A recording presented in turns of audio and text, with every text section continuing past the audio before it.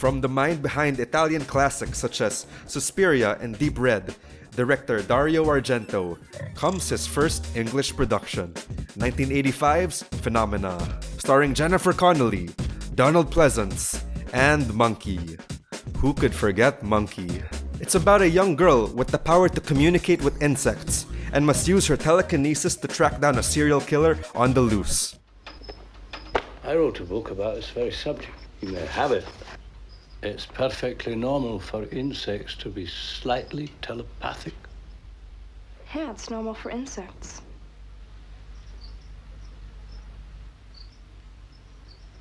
But am I normal? By the end of the 70s, Argento had already cemented himself as one of the leading figures in giallo horror, with some of his early films proving influential to the genre.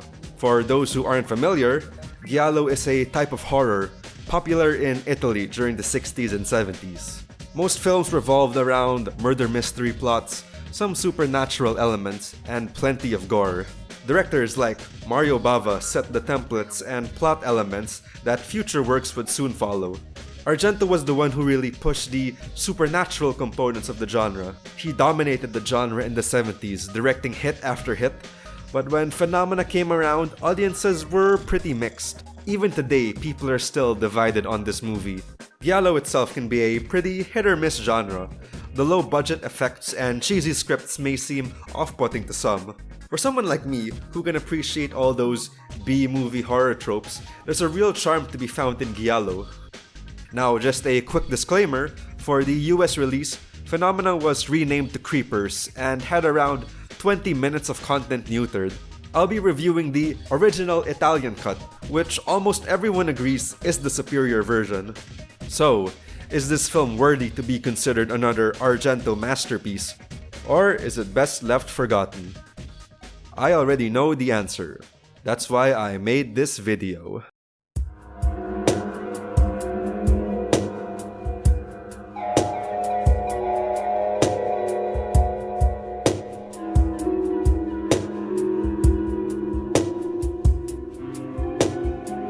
Phenomena opens in typical horror fashion by introducing us to the slasher's next victim, a young schoolgirl during a field trip to the Swiss Alps. She gets left behind by the bus, as this was a time before roll call and buddy systems were invented, so she goes in search of help in a nearby house. Coincidentally, this just so happens to be where the slasher is chained up, and after his escape, he murders her with a pair of scissors.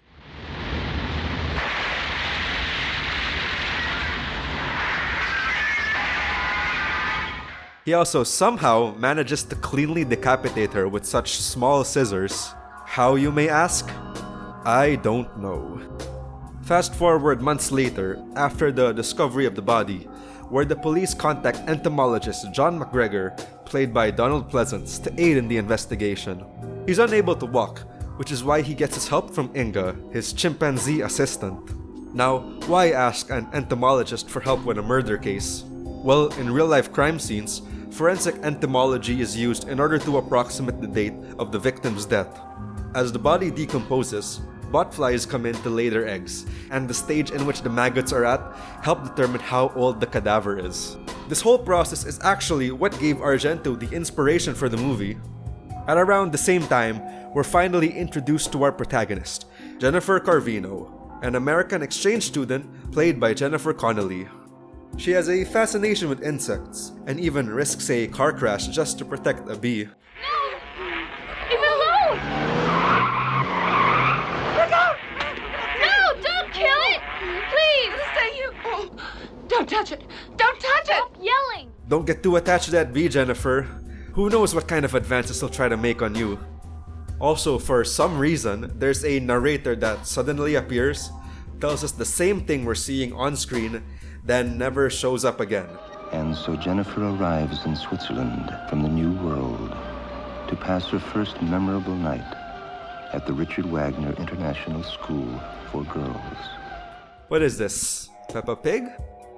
Jennifer's father, Paul Carvino, also happens to be a famous actor, and everyone seems to adore him, including Jennifer's roommate, who probably knows a bit too much about him. Your mother lives in India and owns a hotel. She remarried. Your father never did. You were only 7 when they split up. No, I was 8. 8. You were 7. How do you know so much about Paul Corvino? I read Cine Revue. Oh. Thankfully, she knows enough Paul Corvino trivia to spare Jennifer the hassle of exposition. Jennifer suffers from sleepwalking, and one night she wanders far away from the school, but is rescued by Inga the chimp, who leads her back to Donald Pleasance's home. It's here where she learns she has the power of bug telepathy, which explains her close relationship with insects. That sound that you can hear is a mating call.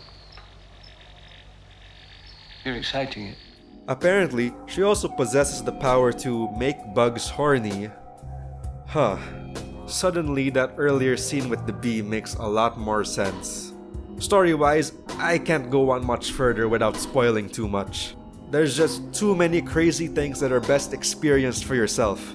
The events that happen get really wild, especially towards the end, yet the performances are played so straight. Most of the actors here would fit right in with a more serious film. Even though Phenomena is a lot more out there compared to other horror movies, there's still a lot to keep it grounded without the plot flying off the rails. For example, Jennifer struggles to fit in with her schoolmates, as they see her as weird for having an interest in bugs. It's a familiar concept, and it really helps to make Jennifer a more relatable character, in contrast to the more absurd plot points.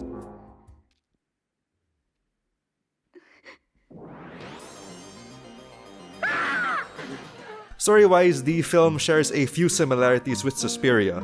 Supernatural occurrences, a slasher targeting schoolgirls, among others, though I much prefer Phenomena's narrative. The characters are just a lot more fleshed out and memorable, and I always felt like Suspiria did a better job with its visuals rather than its plot.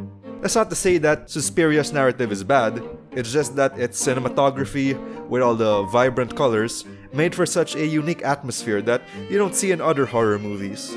While you don't get much of those in Phenomena, with all its dark moonlit scenes, the cinematography is still pretty good. I also love all the practical effects the film used. One scene in particular had a swarm of insects surrounding the school. To achieve this effect, the filmmakers dumped coffee grounds into a tank of water and shot the result. These types of movies don't exactly have the most sizable budgets, so you really had to get creative with your effects. Now that CGI has become the norm nowadays, you don't really get to see much of the inventiveness of practical effects. Not saying that CGI is bad. When it's good, it can get the job done. But there's always something so charming about seeing the imperfections of low-budget effects. One of the things I was not expecting to enjoy were the performances. The acting is surprisingly good. This was Jennifer Connelly's first leading role after her first acting gig in Once Upon a Time in America, another movie I love. The film's director, fellow Italian Sergio Leone, had worked with Argento prior on Once Upon a Time in the West, which actually led to Argento casting Connelly in the lead role. Also, there are way too many films named Once Upon a Time in Blank. Donald Pleasance also gives a standout performance, reprising a similar role to that of his character in Halloween. Some of his dialogue just fits right in with his previous roles. Even Inga, the chimpanzee's performance was great, and she plays a surprisingly big role in the main story.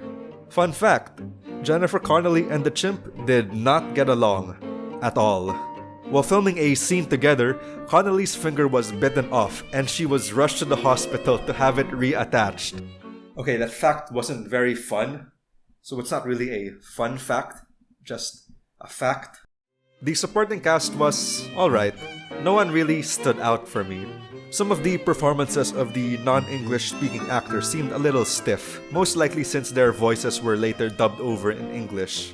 There's also this weird moment where for a second an Italian dub takes over.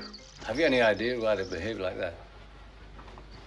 I've never done this before. Probabilmente è per causa mia. Was this some strange artistic choice? I'm pretty certain this was just a mistake that was overlooked in the dubbing process, but I haven't found any sources to confirm that. Now, you've got a scissor-wielding slasher, a pale-skinned brunette protagonist. This film was clearly an inspiration for the video game series Clock Tower. Director Hifumi Kono was inspired by the films of Argento, especially Phenomena, and based the game's protagonist, Jennifer Simpson, on the film's protagonist. It's easy to see how the movies inspired scenes in the game. So in the game, you play as Jennifer Simpson, who was based on the film's Jennifer Corvino, who was played by actress Jennifer Connelly. Way to be original. Not sure if the game's antagonist, Scissorman, was also inspired by Phenomena slasher, but I wouldn't be surprised.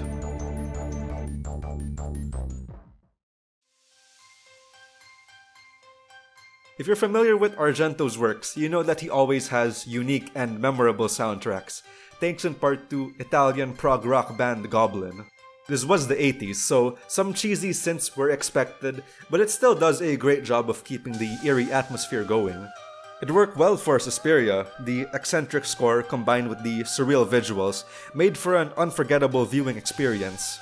Since Phenomena is a lot more subdued, I feel like the soundtrack doesn't mesh perfectly, but I still love the music, especially the main theme. It's this high-energy song that would fit perfectly as a boss theme in a Castlevania game.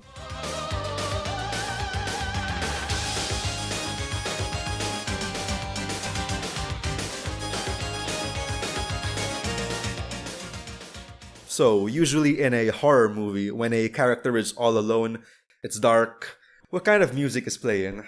Something brooding, ominous, maybe even silence? How about some... Oh yeah! The use of Iron Maiden and Motorhead songs during suspenseful scenes is definitely quite jarring, and many viewers found this design choice questionable. Personally, I think this just adds to the cheesiness and insanity of the film. If you're going crazy, might as well turn it up to 11. Overall, if you love absurd, strange horror movies, Phenomena is right up your alley. It's not as balls-to-the-wall crazy as other works can be, but there's still plenty of bizarre moments, especially towards the end. If you're new to Giallo, I'd say this is a good way to get your feet wet. But hey, if this girl's relationship with bugs isn't your thing, then there's always B-Movie.